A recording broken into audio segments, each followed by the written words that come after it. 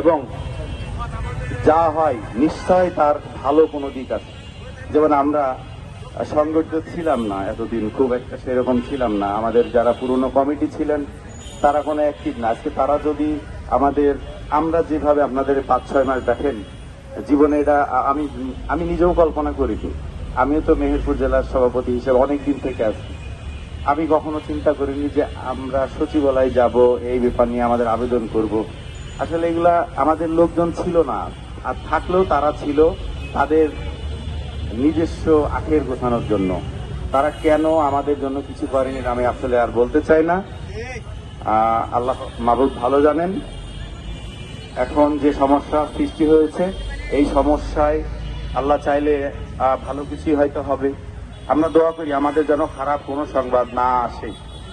তবে আপনারা কষ্ট নেবেন না। আমরা কিন্তু বারবার বলেছি যে হয়তোবা, এর আগেও বলছি যে এবার হয়তো আসেন আর হয়তোবা আশা লাগবে না।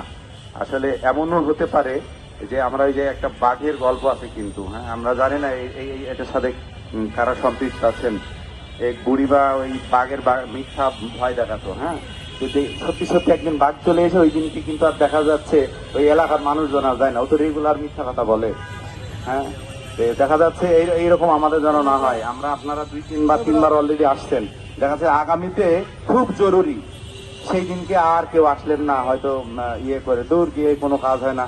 দয়া করে আপনাদের কাছে করজোড়ে অনুরোধ, এইরকম জানে না হয়। যদি আর আমরা চেষ্টা করবো আপনাদের যেন না আসা লাগে, আর যদি আসা লাগে সকলে আজকে আমরা বলে দিচ্ছি কাফনের কাপড় মাথায় বেঁধে চলে আসবেন। বালিশ যার যেভাবে আছে, মুড়ি শুকনা খাবার যার যেভাবে আছে তাই নিয়ে আপনারা প্রস্তুত থাকবেন। এটা আমাদের নির্দেশনা, এটা আপনারা মাথায় রাখবেন। যদি আসা লাগে আসার মধ্যে আসবো, হয় আমাদের মেরে ফেলবে আর না হয় লাইসেন্স নিয়ে বাড়ি যাবো। এটা হচ্ছে, আপনারা কি সকলে আমার সাথে একমত? দয়া করে ওই যে আমি একটা বাঘের গল্পের উদাহরণ দিচ্ছি, এটা কিন্তু কেউ খারাপ ভাবে নিবেন না। বলা যায় না এরকম হতে পারে, দেখা যায় আগামীতে আমাদের খুব সিরিয়াস টাইম, ওই টাইমটা আমরা আসতে পারছি না, এরকম যেন না হয়। তবে এতটুকু বলে দিচ্ছি যে যদি আসি আর একবার, আসার মতোই আর আসবো একবার, এইটাই যেন হয়। আসলে আসিব, লাইসেন্স ছাড়া যাইব না। এই ওয়াদাবদ্ধ আমরা সকলে একমত। এই ওয়াদায় সকলে আমরা একমত। আপনারা আমাদের জন্য দোয়া করবেন। আসলে আমরা শারীরিকভাবে অসুস্থ, সত্যি কথা আমি বলতে চাই না, এখানে অনেকে ভিডিও করছেন।